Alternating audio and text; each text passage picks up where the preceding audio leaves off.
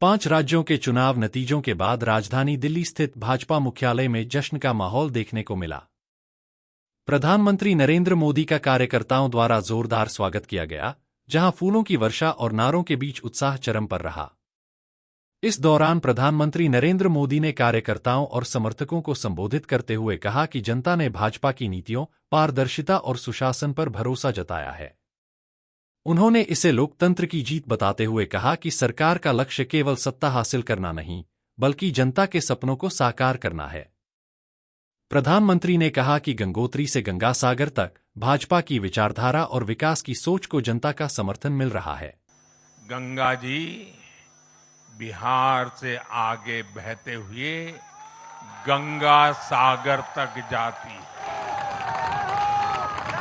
समाज के हर वर्ग को समान अवसर देना, विकास को अंतिम व्यक्ति तक पहुंचाना और देश को नई ऊंचाइयों पर ले जाना है।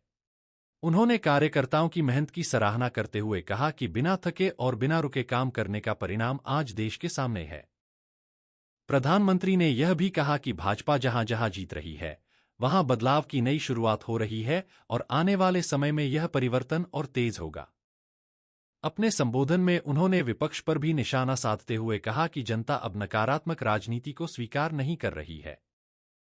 देश की जनता विकास, स्थिरता और विश्वास की राजनीति के साथ खड़ी है।